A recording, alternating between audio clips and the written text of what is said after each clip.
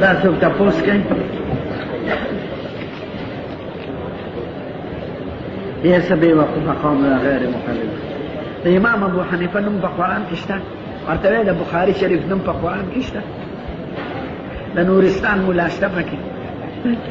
امام صاحب نوم په حدیث صحیح کې راغلی دی، د بخاري مولا راغلی. امام صاحب باندې ټول امت متفق دي. په کوم شي باندې متفق دي؟ په نورستان مولا متفق دي. امام صاحب نوم په کلمه طیبه یا امن. دا سوالات دي، دا خبره ده. او چا حمار چا حمار نم جات احمر. دا فتنه ده، غیر مقلدین دی وقت فتنه ده، امت کې انتشار پیدا کوي زناور قوم. دا تاسو نه امام ابو حنیفه نوم په قرآن کې نورستان مولا شته، بخاری مولا شته، مسلم مولا شته.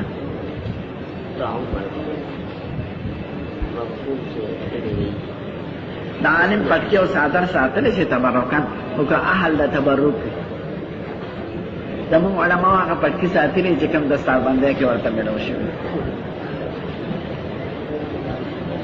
دا بس فرات را چا مخلوق کړ دا عوام په دې دوکه کې دا څه بخاری مسلم شته نوم په قرآن.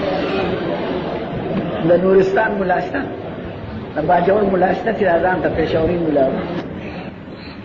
غیر مقلدین د خلفاء راشدین ته اهمیت نه ورکوي، انا صحابه او کرام نه د بخاري په طریقه روان او نه د نورستان مولا په طریقه.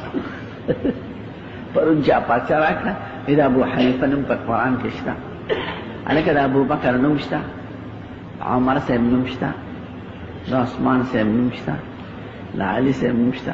هغه لوی خلک دی که ابو حنیفه لوی سړی او بخاری بشتنو مسلم شته. دا څه خبره دا چې فاسقان منافقان مردار د امت ته انتشار د پاره دا خبره. دا څه خبره دا ابو حنیفه نوم په کلمه طیبه کې شته، دا ابو بکر شته، دا عمر فاروق نوم راته قرآن کې دا شته چې د فقهاو فضیلت دی.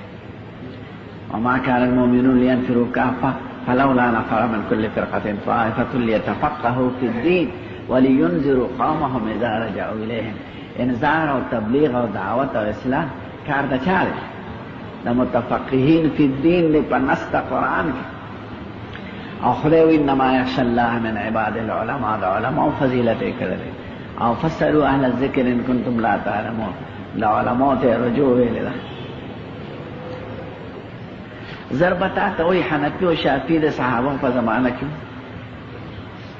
بخاری و مسلم د حضور په زمانه کې، تابعین په زمانه کې، تبع تابعین په زمانه کې نو کړه او رسول لیکلی چې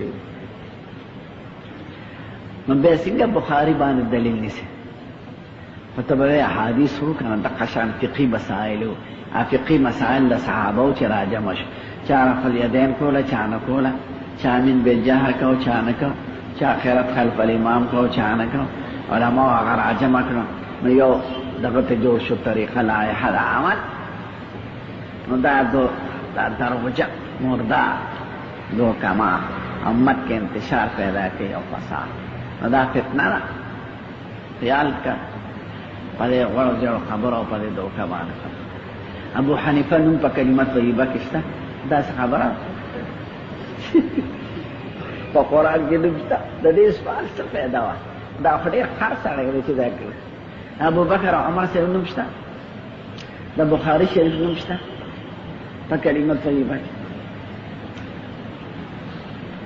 نو چې دا ښځه دا نوم نه دی نو څه چلو شو چې نوم نشته؟ نو بس حضور پاک یو خبره کړې ده حدیث په آخر زمانه کې لعن آخر هذه الامه اولها، آخري امت په لعنت کوي پړمبو.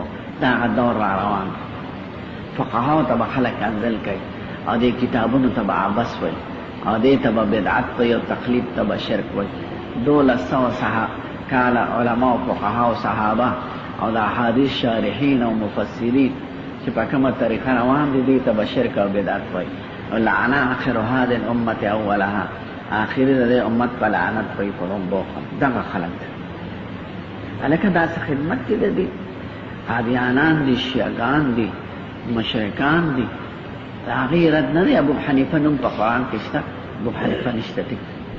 ابو بکر صاحب نشته، چې چا نوم دی نو څه چلو شو قرآن شریف د نومونو لپاره راغلی چې نومونه ای کې خدای یو صحابي نوم دی بغیر د زید بن حارثه نه فلما قضا زید منها وطرا زوجناک نو پرون مال چا پر چا راځي ټول خپلونه کتل فما الا رجحان مفسد خر دنیا کې گمراه امت کے انتشار پیدا کون کی داخلت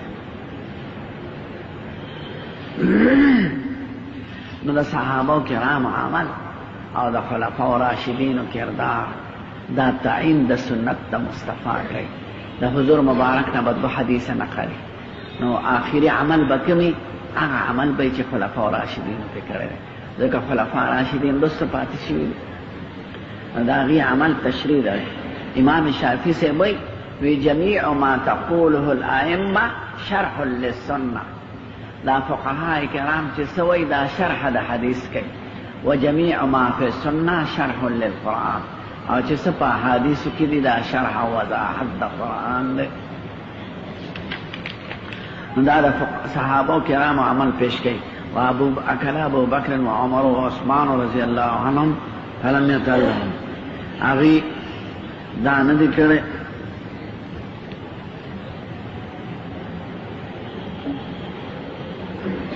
درې طلاق چې عبدالحی صاحب لیکلي دي نو دا قول معتبر نه دی درې طلاق عمر فاروق کړي دي الله براشي په بخاري کې به راشي مسلم شریف کې به راشي چې څوک د دین خلاف کوي دا خروج دی د اجماع د امت نه او دا قول غلط او ضلال دی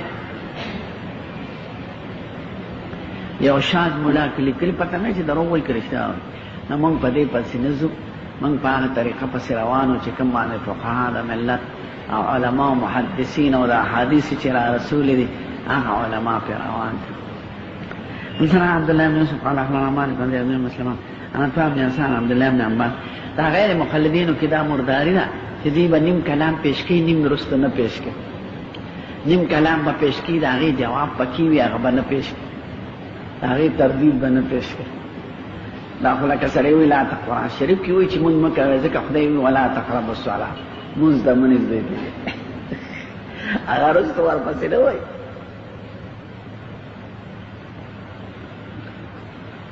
وی ګوره خدای وایي اتخذوا احبارهم ورهبانهم اربابا من دون الله دا به وایي ورپسې به نه وایي والمسیح ابن مریم هغه احبار او رهبان مجتهدینو او دوی اتباع په فرعي مسایلو کې کوله که په عقایدو کې د هغې صفت او په قرآن کې راغلی دی سماعون للکذب اکالون للسحت دغه ائمه کرام دغه شان دي چې تاسو تشبیه د فقهاو د احبار او رهبانو سره ورکړئ